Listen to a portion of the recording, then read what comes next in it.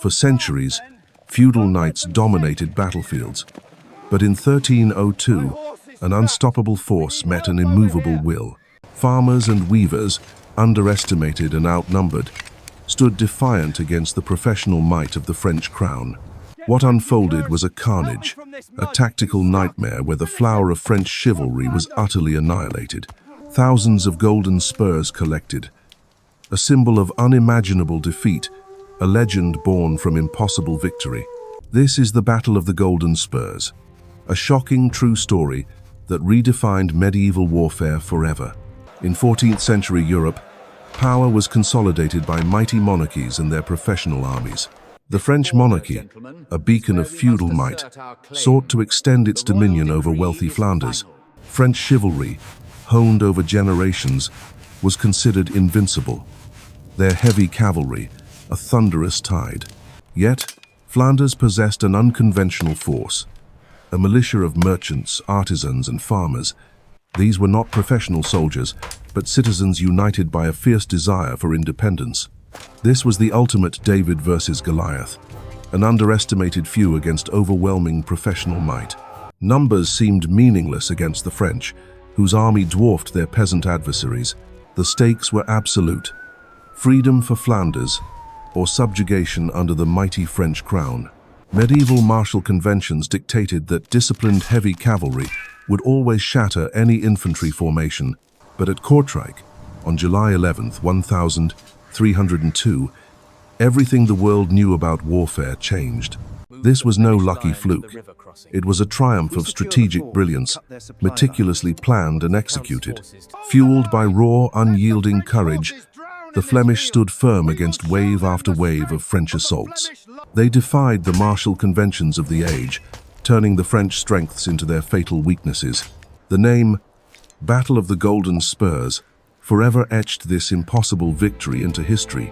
Its echoes reverberated through centuries, inspiring future generations and altering the course of European warfare. Join us as we unravel this epic clash, examining every pivotal moment that led to this astonishing upset. Prepare to unearth how farmers and weavers crushed feudal might. This is their story. The 14th century dawned, a crucible of power where ambitious monarchs reshaped a continent's destiny. Across these fractured lands, the seeds of conflict were constantly sown, fueled by ancient rivalries. A volatile political climate emerged, where alliances shifted like shadows, and peace was a fleeting illusion. At its heart stood the French crown, driven by an insatiable hunger to expand its formidable dominion. King Philip IV, the Fair, envisioned a unified France, stretching its influence across all boundaries. To fuel this grand ambition, vast resources were needed, and mighty armies to enforce the royal will. His relentless pursuit of power would inevitably clash with prosperous, fiercely independent territories. To the north lay Flanders, not merely land, but a tapestry of wealthy, thriving communes. Its cities, like Ghent and Bruges, were economic powerhouses, built on the lucrative wool and textile trade. These vibrant urban centers commanded immense wealth, their prosperity radiating across northern Europe. Such riches were a beacon, a magnet for the French crown's gaze, irresistible and coveted. French ambition now turned north, seeking to absorb these flourishing cities into its growing empire. Consolidating power meant imposing French law, French administration, and French dominance everywhere. With annexation came heavy taxation, siphoning Flemish wealth directly into the French treasury. French soldiers patrolling Flemish streets, their presence a constant reminder of occupation. The burden of French taxes grew unbearable, squeezing the lifeblood from Flemish farmers and merchants alike. Royal levies were incessant, designed to fund Philip's wars and his court's lavish expenditures. Economic hardship spread, transforming once prosperous communities into centers of growing resentment. This systematic financial extraction became a primary grievance, fueling a deep-seated desire for change. Beyond taxes, a more insidious form of oppression festered: the suppression of Flemish culture. The French crown sought to impose its language, its customs, and its superior aristocratic values. Local traditions were ridiculed, their unique identity systematically undermined by foreign overlords.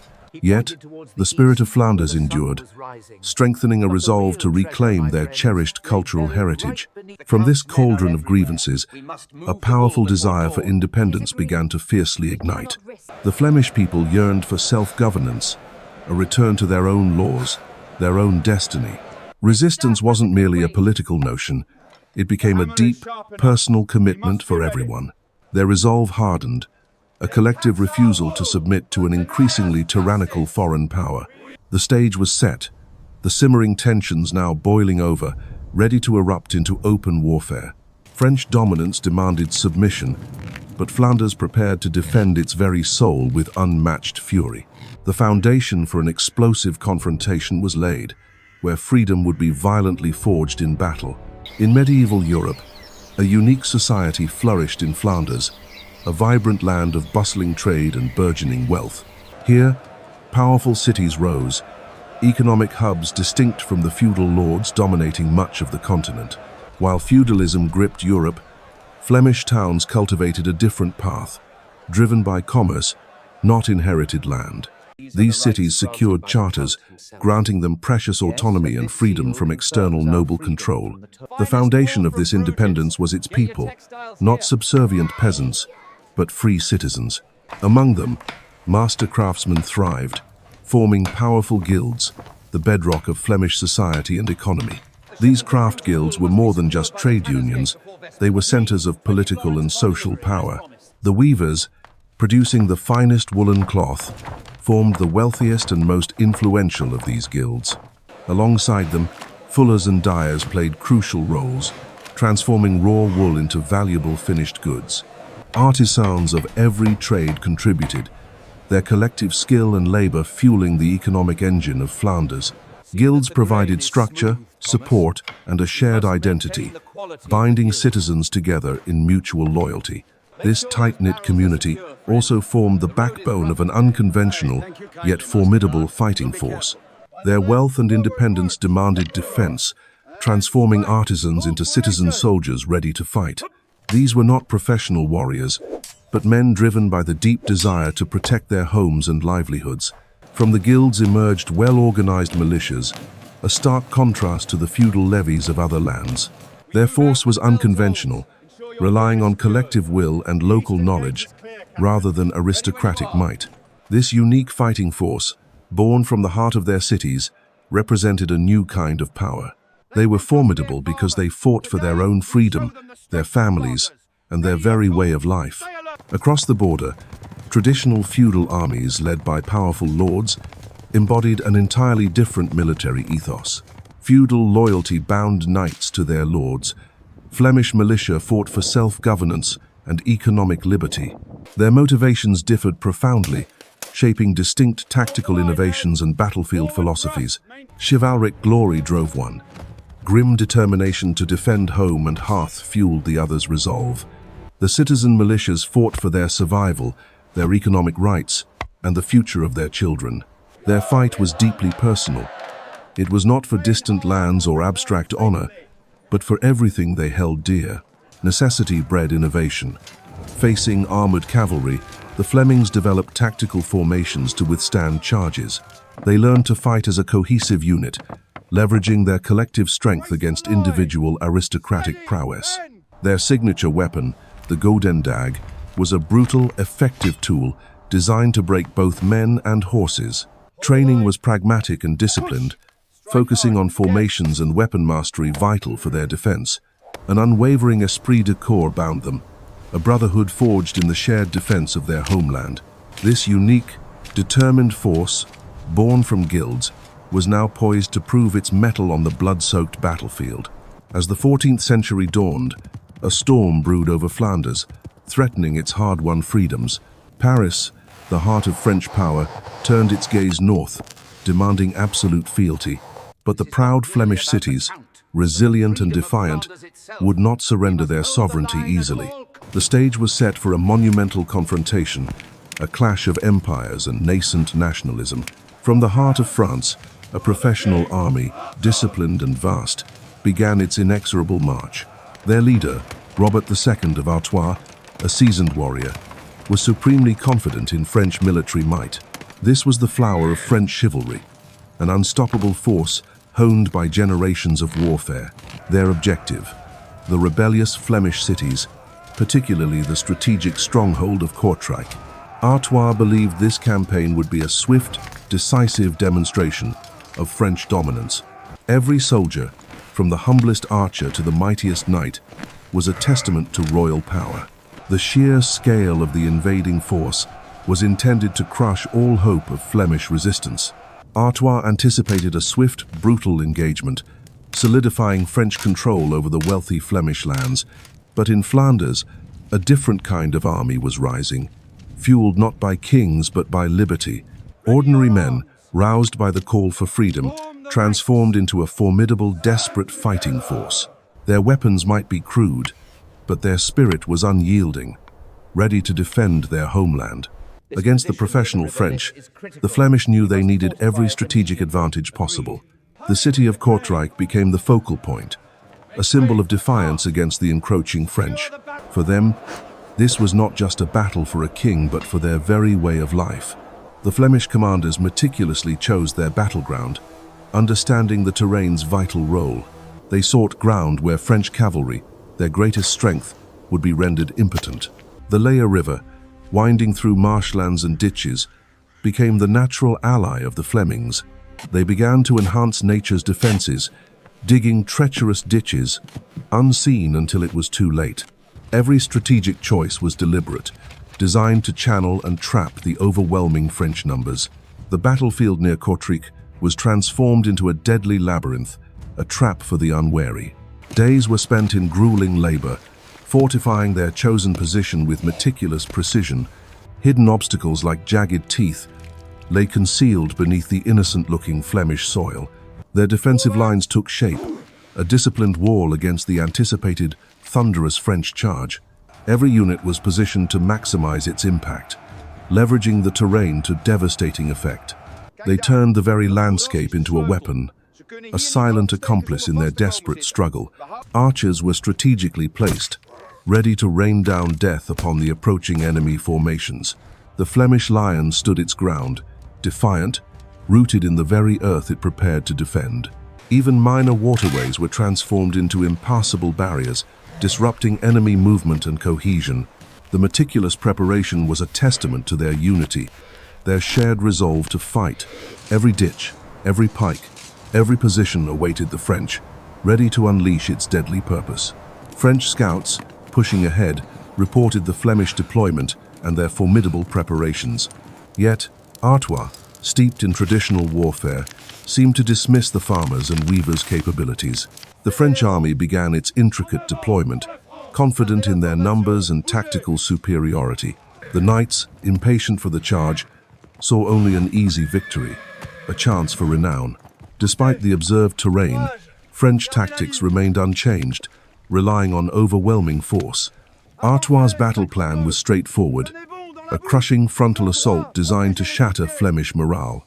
The two armies now faced each other, separated by a deceptively tranquil field of death.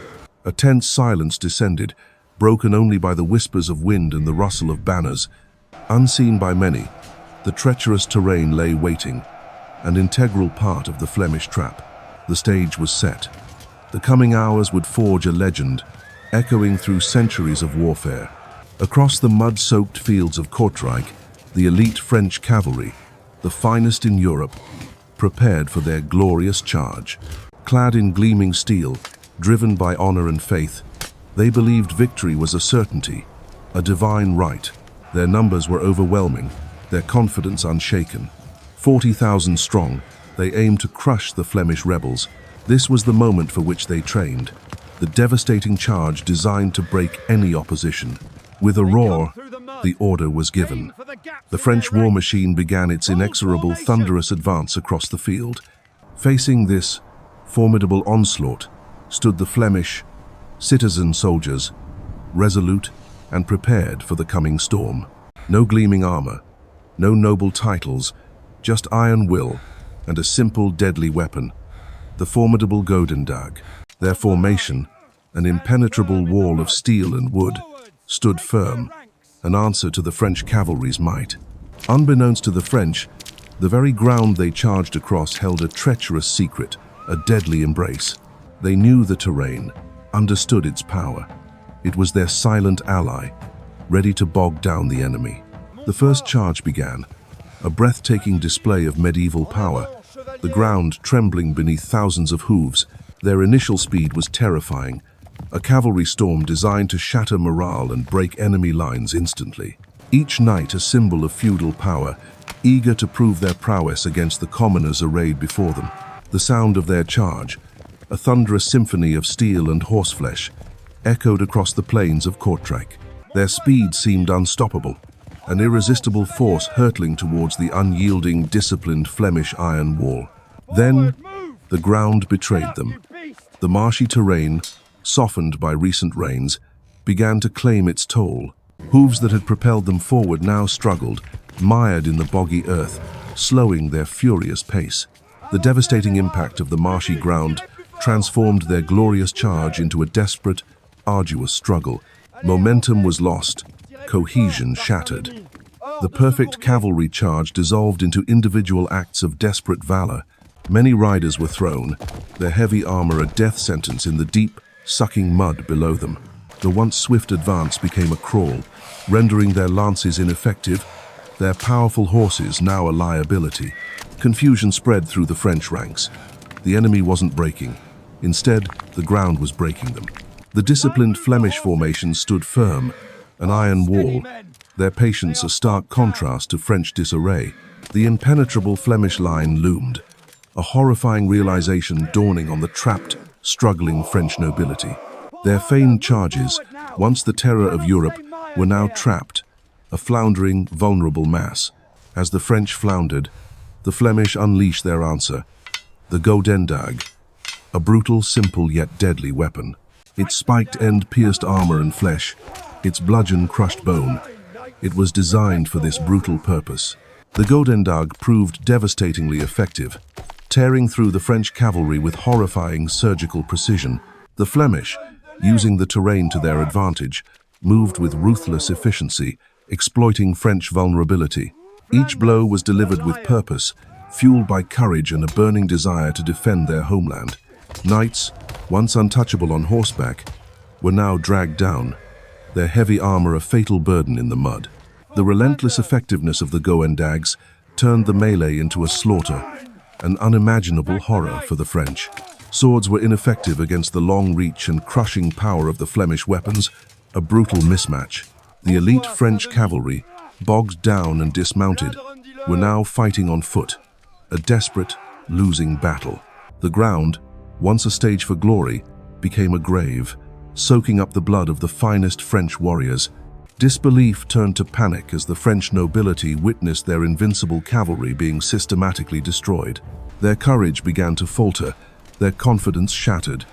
This was not the glorious victory they had envisioned, but the Flemish, fueled by their cause, pressed their advantage, their unyielding courage transforming the battlefield.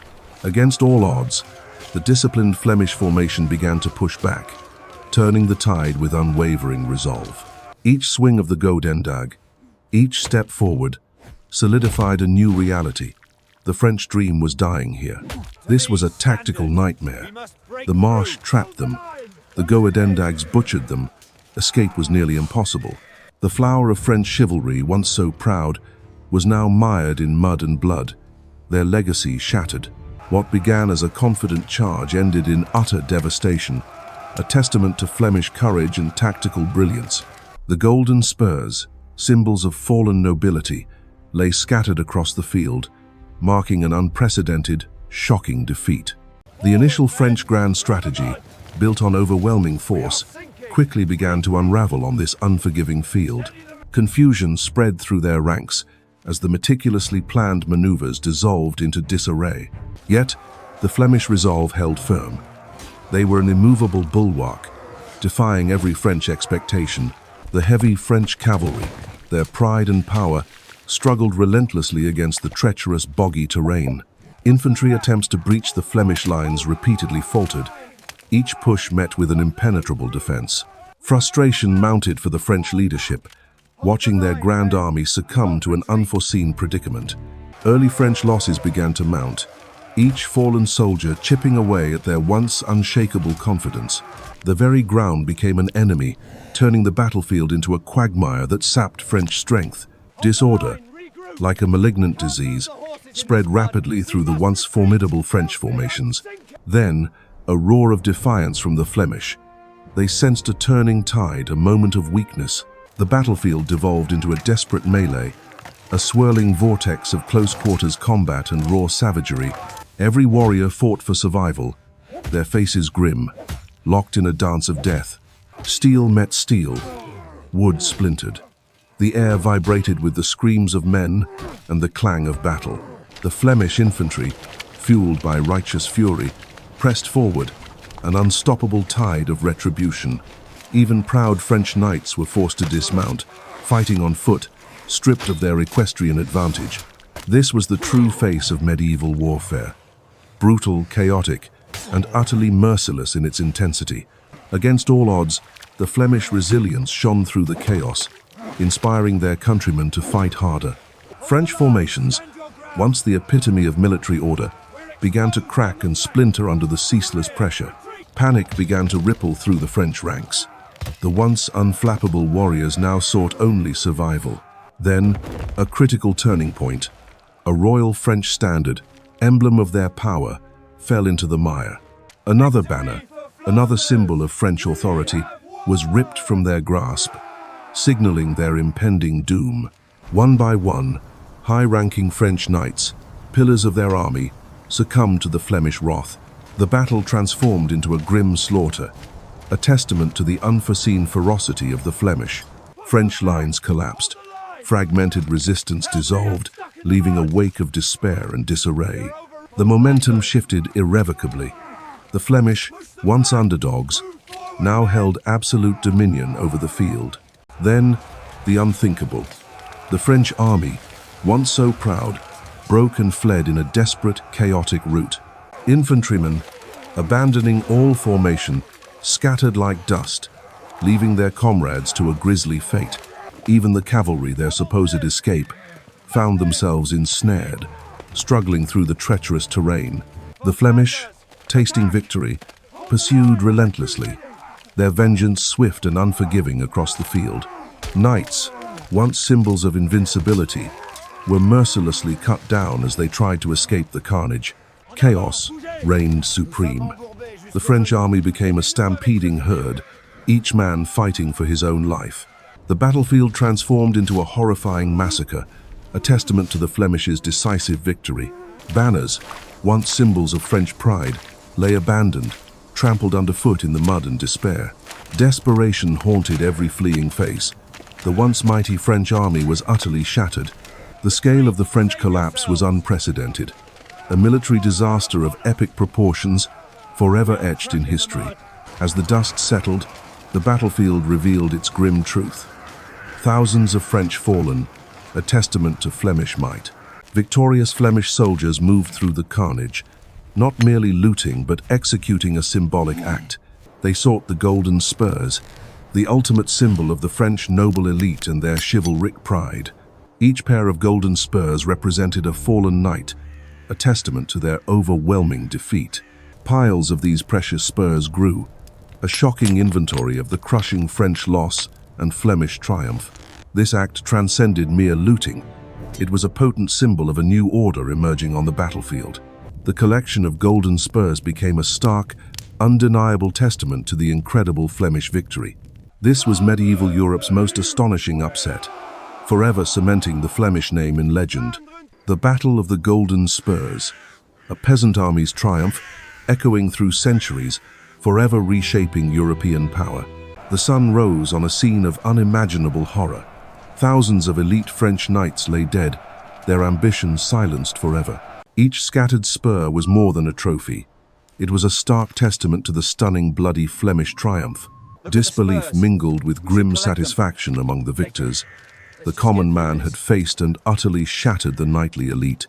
The news, a wildfire ignited on the fields of Kortrijk, began its furious ride across the continent. Royal courts across Europe reacted with stunned silence. then outrage. The unthinkable had happened. An army of commoners prevailed. Whispers turned to shouts, and shouts to celebrations. A new legend was being forged in the heart of Flanders. The shockwaves from Kortrijk rippled across the continent. The balance of power was subtly, yet profoundly, shifting. In Flanders, an unparalleled wave of national pride surged.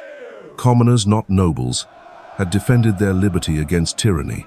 Farmers, artisans, and merchants stood taller. Their shared identity, forged in blood, was now an unyielding force. Artists chronicled the victory. Bards sang its praises. The Golden Spurs became the indelible symbol of Flemish defiance. New banners proudly bore the Golden Spurs, displayed not as loot, but as a potent emblem of collective triumph. Monuments arose, celebrating the common man's valor. These were not mere trophies, but symbols of enduring Flemish spirit. In Paris, King Philip IV's fury was boundless. The humiliation of his elite army demanded swift, brutal retribution. French strategists grappled with the unthinkable. A new kind of war, where peasant armies could crush chivalry, had begun. Neighboring powers swiftly reassessed alliances. Flanders, once a minor player, now commanded a terrifying newfound respect. Diplomacy shifted, alliances wavered. The victory at Kortrijk was a potent catalyst, reshaping the continent's political chess game. Empowered Flemish leaders, no longer subjugated, openly challenged French authority. Their demands now carried undeniable weight. The myth of the invincible mounted knight, once absolute, lay shattered alongside their fallen mud-caked forms. The humble infantrymen, wielding pike and spear, had proven their decisive, shattering power against heavily armored cavalry. Military theorists across Europe scrambled to understand. The Golden Spurs offered a brutal revolutionary lesson in warfare's future. Training grounds saw new emphasis on disciplined infantry. The phalanx, the shield wall, ancient tactics reborn with deadly purpose. Future battlefields would echo Kortrijk's lesson. Infantry, once overlooked, emerged as the true arbiter of martial destiny. The Golden Spurs, more than mere trophies, became an eternal symbol, a new age of warfare, forged in Flemish courage. The dust of battle settled, but Kortrijk's echoes reverberated, reshaping the very fabric of European warfare for centuries. This wasn't merely a Flemish victory. It was a watershed moment, demanding a new understanding of conflict.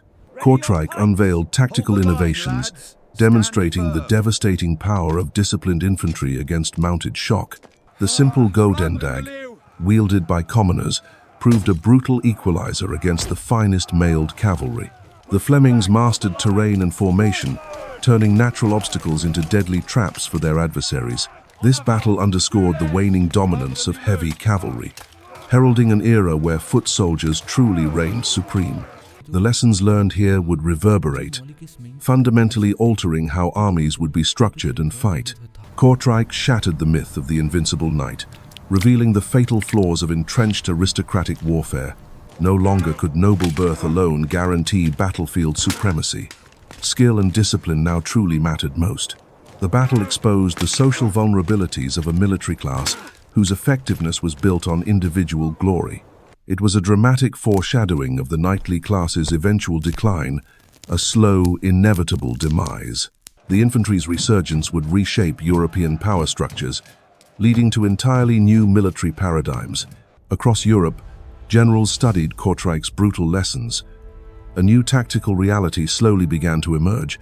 Military thinkers grappled with Kortrijk's implications, integrating these insights into future doctrines and training. From the Swiss cantons to the Scottish Highlands, the spirit of the Flemish foot soldier inspired evolution. Kortrijk undeniably set a precedent, proving that a well-organized, motivated infantry could humble any foe. Its impact resonated through centuries, influencing the very foundations of modern military organization and strategy. Beyond tactics, Kortrijk solidified the place of Flemish resistance in Europe's broader historical narrative forever. It became a powerful symbol of self-determination, inspiring generations of Flemings in their struggle for autonomy. The victory imbued a profound sense of courage and national identity, resisting tyrannical oppression against all odds. Its tale of defiance against overwhelming odds continues to inspire, a testament to enduring human spirit. The Battle of the Golden Spurs remains an eternal beacon, illuminating courage against tyranny and tactical brilliance. Kortrijk, a testament to the power of the common man, forever etched into the annals of military history. The Battle of the Golden Spurs, a name whispered through ages, a testament to enduring courage. Its legacy transcends medieval Flanders, becoming a timeless symbol of resistance against overwhelming odds. At its core lay ingenious strategy. Humble militias, through brilliant terrain use, confounded knightly might. This was not just a battle, it was an explosion of indomitable spirit, defying certain defeat and tyranny. The Golden Spurs proved the formidable power of a united people fighting fiercely for their shared homeland. Its lessons on warfare remain profound. Adaptability, exploiting terrain, and tactical innovation define ultimate victory. The Golden Spurs foreshadowed an evolving military landscape, where disciplined infantry could humble even mighty cavalry. For society, it taught that even the mightiest empires can be challenged by a collective, determined will. It underscored the profound right to self-determination, a principle still echoing powerfully in our world today. The timeless pursuit of freedom, etched into the heart of humanity, found a fierce, resounding voice here. The courage displayed at Kortrijk continues to inspire, reminding us that liberty is always worth fighting for. Reflect on these profound lessons. What does the enduring spirit of the Golden Spurs mean for us? Join the A-Leading Analysis channel community. Become part of our journey through history's greatest moments. For more cinematic journeys into epic military history, subscribe, like, and explore our full archive.